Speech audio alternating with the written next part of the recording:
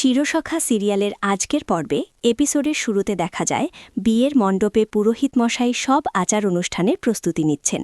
চারদিকে বিয়ের ব্যস্ততা। কোয়েলের বাবা অতিথিদের আপ্যায়নে ব্যস্ত থাকেন। কিছুক্ষণ পর তিনি ঠাকুরমশাইকে জানান যে শুভ লগ্ন শুরু হয়ে গেছে, তাই এবার বরকে মণ্ডপে আনার সময়। ঠাকুরমশাইও বলেন আর দেরি করা ঠিক নয়, এখনই ছেলে মেয়েকে বিয়ের আসনে বসাতে হবে। এরপর সতেন্দ্রের অনুমতি নিয়ে বাবিলকে বিয়ের মণ্ডপে আনা হয়। কোয়েলের মা তখন বাবিলের পরিবারের সবাইকে আবেগ ভরে বলেন তার মেয়েটা এবার তাদের বাড়িতে যাচ্ছে, তাই যেন ওর কোনো অভাব বা অবহেলা না হয়। অন্যদিকে দেখা যায় কর্চি এসে মিটিলকে ঘরের ভেতর একা বসে থাকতে দেখে।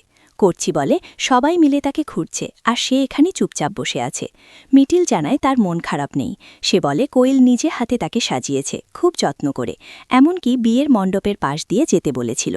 কর্চি তখন অবাক হয়ে বলে শাড়ি গয়না দিয়ে সাজিয়ে নেওয়াল, মণ্ডপে যেতে বলল, তাতেও সে কিছু বলেনি। কোয়েল আর কত কষ্ট দেবে তাকে? মিটিল শান্তভাবে উত্তর দেয় কেউ কষ্ট নিতে না চাইলে কষ্ট দেওয়াও সম্ভব নয়। সে বলে যেভাবে সে কোয়েলকে সাজিয়েছে কোয়েলও তাকে সাজিয়েছে, তাই ওর কথা ফেলতে পারেনি। মিটিলের কথা শুনে কর্চি বলে মেয়েটা ভীষণ বিপজ্জনক। এরপর দৃশ্য যায় বিয়ের মণ্ডপে। সেখানে কমলিনীর মা, বাবা, ভাই ও বউ সবাই এসে উপস্থিত হয়। কোয়েলের মা তাদের দেখে বলেন তিনি ভেবেছিলেন তারা দেরি করবেন, কিন্তু একদম সময় মতো এসে গেছেন, খুব শিগগিরই বিয়ে শুরু হবে। এরপর ঠাকুরমশাই কনেকে আনতে বলেন। কোয়েলের মা নূপুরকে পাঠান কোয়েলকে নিয়ে আসার জন্য। কিছুক্ষণ পর নূপুর ফিরে এসে জানায় কোয়েলকে কোথাও পাওয়া যাচ্ছে না। ঘরের সব জায়গায় খোঁজ করেছে, কিন্তু কোনো সন্ধান মেলেনি। মিটিল বলেছে কোয়েল বরকে দেখার জন্য বাইরে গিয়েছিল, তারপর আর ফেরেনি। এই কথা শুনে কমলিনীর মা বিরক্ত হয়ে বলেন এ কেমন মেয়ে, নিজের বরকে দেখতে নিজেই বেরিয়ে পড়েছে। তখন রোশনি বলে আজকালকার দিনে নিজের বর নিজে দেখা অস্বাভাবিক কিছু নয়। এরপর দেখা যায় কর্চি মিটিলকে বিয়ের মণ্ডপে আসে। সবাইকে চুপচাপ দাঁড়িয়ে থাকতে দেখে সে জিজ্ঞেস করে কি হয়েছে। রোশনি বলে কোয়েলকে আর খুঁজে পাওয়া যাচ্ছে না, এত কিছু সহ্য করার পর মেয়েটা কোথায় চলে গেল কে জানে। কর্চি তখন রোশনিকে থামিয়ে দেয় এবং বলে এই ধরনের কথা বলা ঠিক নয়, কোয়েলকে কেউ অপমান করেনি। এর মধ্যেই বাবিল মণ্ডপ ছেড়ে বাইরে আসে এবং কি হয়েছে জানতে চায়। ঠিক তখনই তার চোখে পড়ে মিটিল।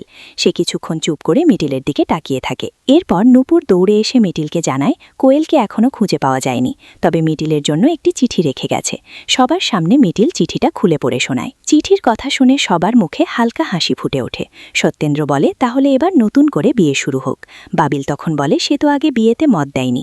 মিটিল মজা করে বলে এবার তাহলে তাকে জোর করেই রাজি করাতে হবে। বাবিল জানায় সে ভুল বোঝেনি, বরং তাকে ভুল বোঝা হয়েছিল। মিটিল বলে পরিস্থিতি এমন ছিল বলেই ভুলটা হয়েছিল। এরপর বর্ষা এসে বাবিলকে বোঝায় এখন আর রাগ করে থাকার কোনো মানে নেই, নতুন করে বিয়ে শুরু করা যাক। তাছাড়া বাবিল তো মিটিলকেই বিয়ে করতে চেয়েছিল।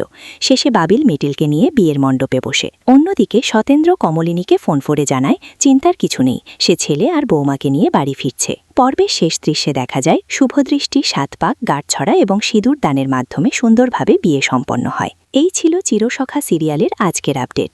ভিডিওটি যদি ভালো লাগে তাহলে একটি লাইক করবেন, আর এরকম আরও সিরিয়ালের আপডেট পেতে চ্যানেলটিকে সাবস্ক্রাইব করে রাখবেন।